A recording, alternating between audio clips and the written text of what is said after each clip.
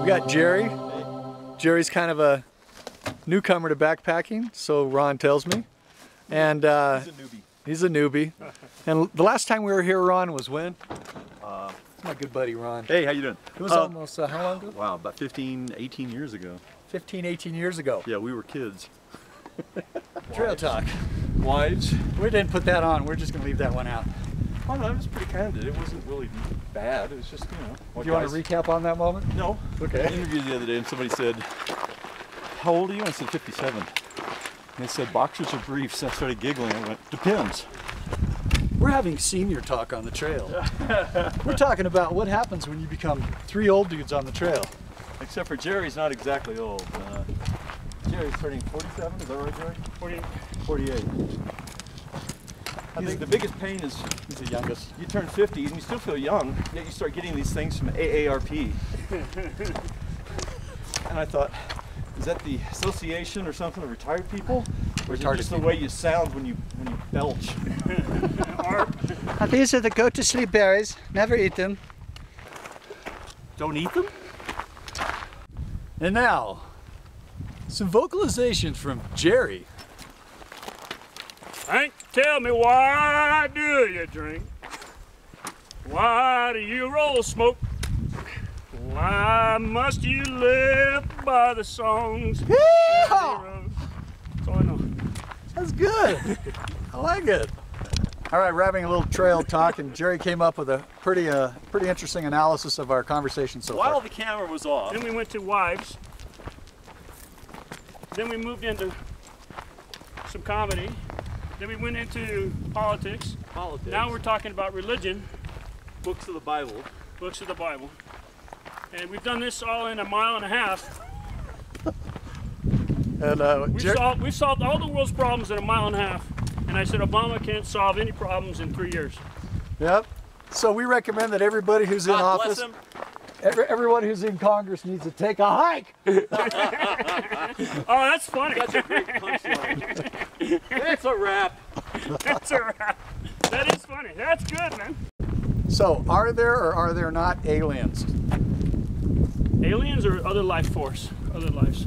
There has to be. I think that most alien encounters and most of the alien shows about alien spacemen and stuff like that is all Huddle in, guys. It's all BS. It's not real. Maybe there's one or two. This is serious trail talk. They wouldn't be interested in us. Maybe. They might want our planet. This biosphere is pretty valuable. Your bio what? Biosphere. Oh, right. Yeah. Are you buying any of this? Post your comments. But it's amazing that we have gone now in topics on the trail. Yeah. From sex to religion and now Judge Judy. So Judge Judy is actually an arbitrator. She's not acting as a judge. She can't be acting as a judge. Can I be your first 10 cases? I got so much. I think that'd be great. I'm staging a few anyway. I'm staging one with a lady who's suing a guy. She's a pole dancer in Las Vegas. She's suing a guy for breach of contract. Now we're talking about pole dancing. And this is where we're going, down to Sheep's Camp. It's it says half a mile. mile, but it's less than that. It definitely is. It's just like right there. So this is where we're at, y'all. Sheep Camp. Okay, the guy behind me is complaining that since I packed his pack, I gave him too much weight. Of course, forget the fact that he brought, you know, his bowling ball. Wait a minute. Let's see, this guy's got 21 pounds, and between us both, we have 60 pounds? I have 27 and you have 30 something, right? Yeah. But you brought your bowling ball. I'm the lightweight guy. What the heck? I'm carrying. We're packing for 2 weeks, man. Yeah, there are people, they're going to watch this and go, wait a minute. You know what? They went out for how long? Can I have this space? That's actually mine. I'm kidding you. All right, well, this is camp, everyone. Do we have a name for the camp? Yes. Camp Poop Over There. Can't poop over there? Can't poop over there. All right, what I use are these hefty freezer bags. They work really, really well for storing water. I'll use them in lakes, streams, rivers, creeks. It doesn't matter. Here is really great. You just open it enough just to get underneath here. And instead of putting your water filter inside of this area and disturbing the bottom and getting sediment up into your filter is going to last a lot longer by actually just filtering straight out of the bag. Works really well. And while you're on the camp, you can do this to get some pasta food. Okay, so what I'm going to do, this is the Timberline water filter. It's super lightweight. It only weighs about 5 ounces. Okay, so anyway, so you see we'll get a little bit out like that. So what I use is a clip, and I pump straight from here. What's great about doing it this way is you save your filter from getting all that stuff on the outside of it and having to change your filter often because there's so much debris at the bottom of that well, or at a stream or a lake or anything else. Okay, there's my tent. There's Ron's. He's making something. Looks like he's wrapping a baked potato. And over here we got Jerry. Jerry's got a interesting tent. It's actually It looks very colorful from right here. I discovered that chuka-soba noodles, which you can get in the Chinese section of your food store, and the really, really super thin Italian noodles, also you can get them in Chinese, Italian, and Japanese, became my base for several different meals. What I came up with was I would take bouillon cubes or bouillon packages, such as this, chicken bouillon, comes in a little sleeve here, and I would combine it with dehydrated chicken, dehydrated vegetables, dehydrated mushrooms, stick it in a cup, and I made a double cup. This is actually some sort of an ice cream cup and my regular coffee cup. Line it, then put your noodles, your vegetables, your broth, anything in here that you want. You can do a tomato base for something kind of Italian, especially with dehydrated peas, really, really good, and some walnuts, believe it or not. And you add your hot water, you put this on top, and you let it steep for about 8 minutes. The noodles cook by themselves. The other things are dehydrated, they rehydrate. You end up having a really good meal in a cup, and you can keep it separate from your coffee cup, or you can use your liner just to insulate it.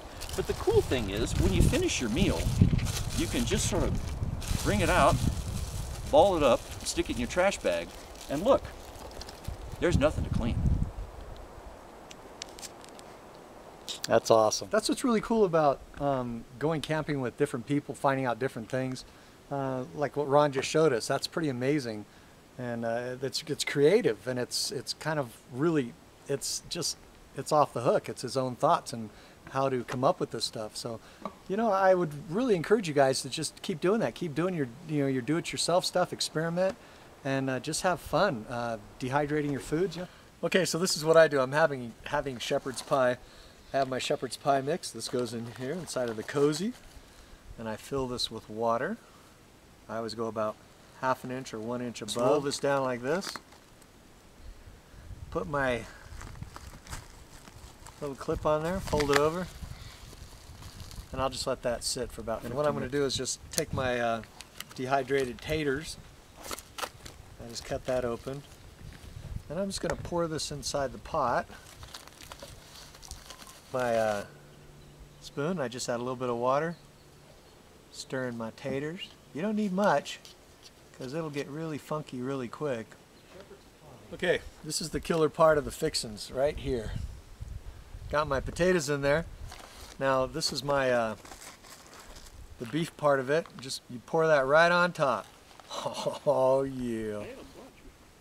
You did? Yeah, I ate a bunch of fruits. I just may make something tiny. Fruits, nuts. It was really good. Ron, you got to get a spoon out and try some of this. Then I started in on.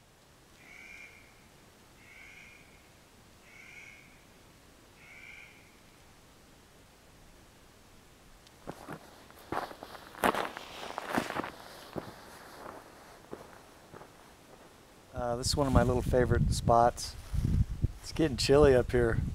Glad I brought some warmer stuff because it's already cold, but really enjoying it. Really enjoying it. You can see what I'm looking at right here.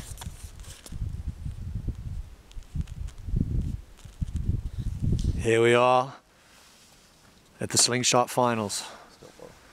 Ron is getting closer and closer. You can take aim there, Ron. You don't just have to shoot it. It appears that Mr. Lucas has an advantage. Oh! That was so close. Very close. You just left. Oh. Okay, now we've got Jerry. Very good.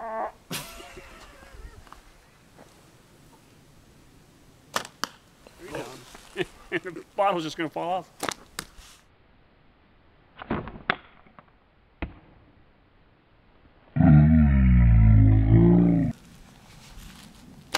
Oh! That was awesome! You did it!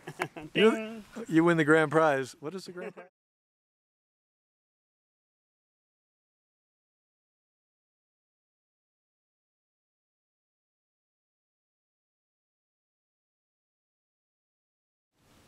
All right, we're all in bed, but it's early. It got a little chilly. Ron, how you doing over there? I'm actually pretty toasty. All right. How you doing over there? Jerry? How you doing? I'm so lonesome I could cry. Yep. We got in bed a little early tonight, but it sure is warm. We'll check you on the 3 o'clock pee. About 3 o'clock in the morning. About 40 degrees. Just went pee. Going back to bed.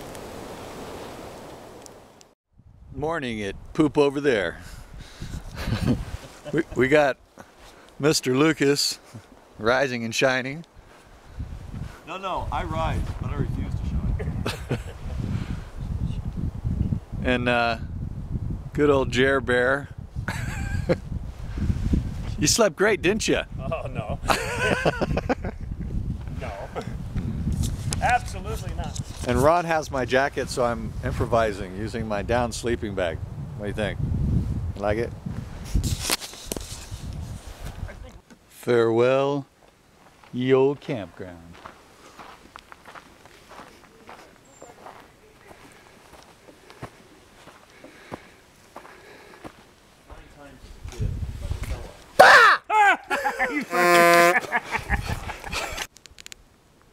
Are you sure it's not a photo booth? Because you know what's great about senility, folks? You can hide your own Easter eggs. You can